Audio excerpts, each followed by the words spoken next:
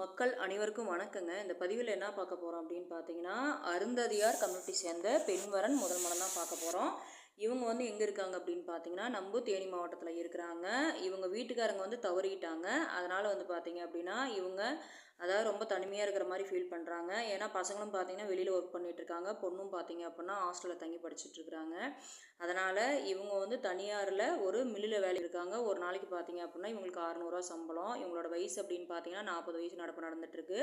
குழந்தைங்களுக்குன்னா யாருக்குமே கல்யாணம் பண்ண இல்லைங்க. இவங்க வந்து பார்த்தீங்க அப்படின்னா என்னை வந்து ஏற்றுக்கக்கூடியவங்களும் என்னோடய குழந்தைங்களை ஏற்றுக்கக்கூடியவங்களும் ஓரளவுக்கு அடிப்படை வசதி இருக்கிற வரனாகவும் அவங்க வந்து பார்க்குறாங்க.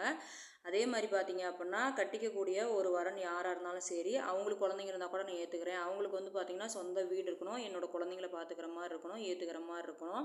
அவங்க பிள்ளைங்களோட சம்மதத்தோடு ஏற்றுக்கிட்டா எனக்கு 100% ஓகே அப்படிங்கிற மாதிரி அவங்க மெயினாக வந்து ஜாதி தடையிலைன்னு சொல்லியிருக்கிறாங்க. அருந்ததியர் கம்யூனிட்டியாக இருந்தாலும் சரி, உட்பிரிவாக இருந்தாலும் சரி, என்னை பொறுத்த வரைக்கும் இப்போ நான் எப்படி இருக்கணும், எனக்கு வந்து எங்கள் வீட்டுக்கார எனக்கு ஒரு ஆதரவாக இருந்தால் போதும், ஒரு அன்பாக பார்த்துக்கிட்டா போதும், என்னை கவனிச்சிக்கக்கூடிய நல்ல அன்பான கணவராக இருக்கணும், எனக்கு பாதுகாப்பு தரக்கூடியவங்களாக இருக்கணும். அதே மாதிரி பார்த்திங்கன்னா என் குழந்தைங்களையும் சம்மதிச்சிட்டாங்க அப்படிங்கிற மாதிரி தான் அவங்க வந்து சொல்கிறாங்க.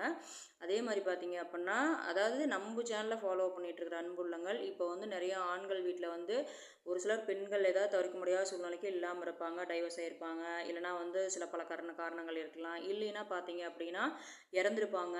ஆனால் குழந்தைங்களை வச்சுட்டு தடுமாறுவாங்க, நமக்கு வயசு அதிகமாகிடுச்சு நம்ம என்னடா பண்ணுறது. ஆனால் பெண்கள் வந்து தனியாக இருந்தால் கூட அந்த பிள்ளைங்களை வந்து காப்பாற்றி கரை சேர்த்துருவாங்க. ஆனால் ஆண்கள் வந்து காப்பாற்றுறது ரொம்ப கஷ்டம். வீட்டு வேலையும் பார்க்க முடியாது, சம்பாதிக்கவும் போக முடியாது. வீட்டில் பார்த்தீங்க அப்படின்னா பெண்கள் வந்து வீட்டில் இருந்துக்குவாங்க, ஆண்கள் போய் சம்பாதிப்பாங்க. ஆனால் வந்து பெண்கள் எல்லா விஷயத்தையும் கடந்து வந்துடுறாங்க, ஆண்களால் தான் முடியல.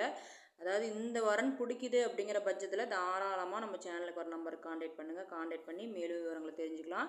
இவங்க வந்து நல்ல வரனாக இருக்கணும், பார்க்க ஓரளவுக்கு நல்ல லட்சணமாக இருக்கணும்னு நினைக்கிறாங்க. இவங்களும் பார்த்தீங்க அப்படின்னா கொஞ்சம் நல்லா தான் இருக்கிறாங்க.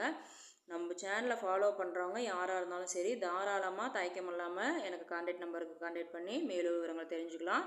அதே மாதிரி இவங்க வந்து கல்யாணம் பண்ணிட்டா நான் மட்டும்தான் வருவேன், எங்கள் குழந்தைங்கள்லாம் இப்போ அவங்களோட வேலையில் பார்த்துட்ருக்குறாங்க, அவங்கவுங்க ஒரு தொழில்னு எடுத்துக்கிட்டாங்க.